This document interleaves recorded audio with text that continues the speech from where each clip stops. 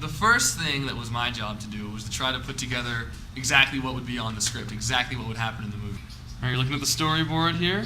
Now I'm going to flip through it really fast, and you're going to see the movie, okay? Are you ready? This is where you cut to the story reel. Right, okay. When I was putting the music together, I basically when I was putting together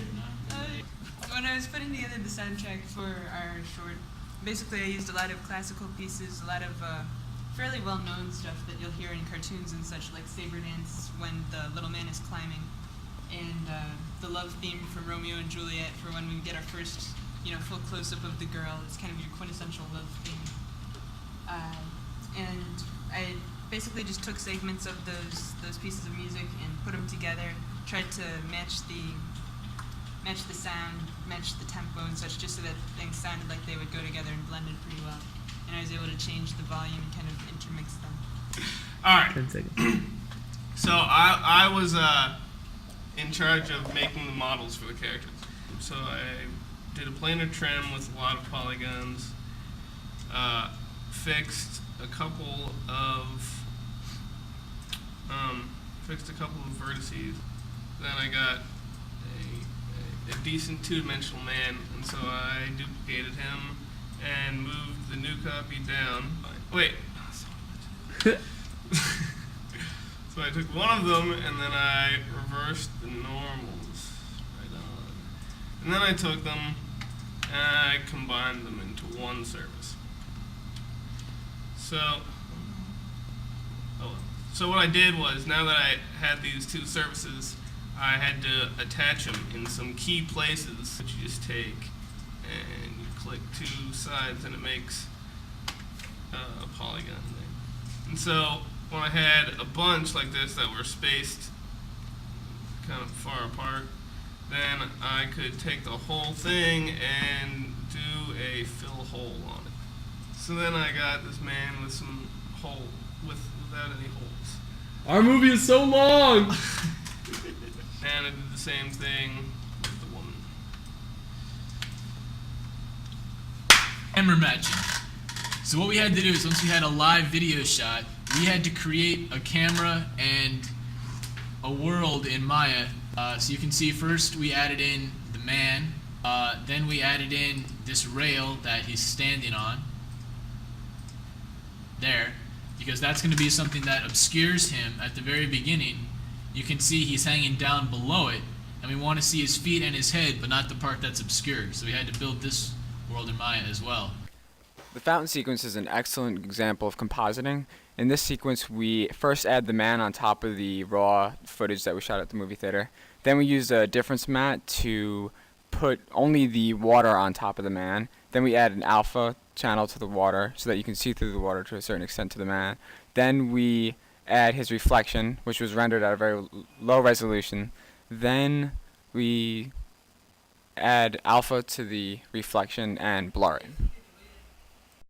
We set him up with a skeleton. Go in and hand paint all of his skin weights. Lower back, mid back, blah blah blah, arms and stuff. And you can paint it differently like that. So then when you move him, we set him up with some IK handles, which you can just grab and move his joints like so. No planar or semi-solid figures were actually harmed in the making of this video. This is not an actual planar or semi-solid man. This is a stunt. This is a stunt. Do not attempt this at home. Oh no! So Pete, Bump the tripod. Start again. you ruined my train of thought. This. Damn! This is our shader for the man. Slightly corrugated or something, plastic material that was mostly white. We just added a functional bump map to to a blend material right in Maya. We just used Maya to render everything. Told any minute now. Hey, wait. Get the guy who actually did this over here. That guy we hired. Where did he go? So then to get our footprint on the guy, which was a little bit more complicated than we had originally thought. So here's our original material that just makes up the man. And we added that to one layer of a layered shader, which the other layer is made up of a texture, which is, I will show that later. A texture which is the footprint that we made thus. So we got that, and we got an alpha map of the same thing, which is here. And then we also used a really toned down black and white version for a displacement map to make the dirt actually a little bit raised off of the guy. And we grouped that under the same placement utility node. And then here's our displacement shader, and then we link this layered shader and the displacement shader to the final shading group. And there it is. Brilliant. We also added sound effects. Oh no! Are you recording? Are you recording? That's good. All right. So we had a couple of scenes that we had to add in after the thought, or after The fact. we didn't have live action for any of them, so I'm sure that none of you noticed and could pick out the scenes. But those scenes were entirely CG, and we recreate like for instance this scene. Oh my God, it's beautiful.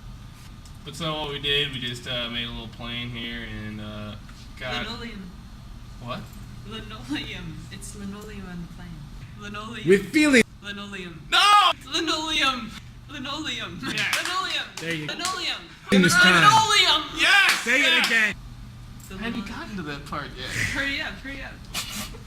Laura wants you to get to the plane. So what we did was we made a plane, and then we took a picture, Oh, some cork. a still shot Linoleum. of a giraffe. And what we did was we put the giraffe.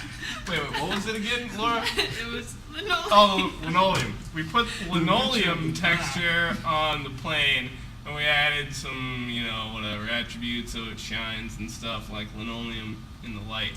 And then when we're up here looking at the guy like this, you have no idea, right here, see, you have no idea that linoleum is not real. You can't tell that the linoleum's not real. It looks absolutely real to me. And we did the same sort of thing here for the wall. We took a picture of a rhinoceros. In order to speed up the animation process, we made several clips. We created a man character, and then we made sub-characters for his legs and his arms so that we could animate different parts of him and use different animation clips together. So you can have a clip for a walk for his legs and a clip for a wave, and you can have him walking and waving at the same time. So here, for example, he wheels around and then jumps up and down, which was only needed to be animated once. And was then put into a clip. And then he realizes he can't jump high enough and he gets sad. But if we decided that we wanted to have him jump 3 times, so jump 3 times.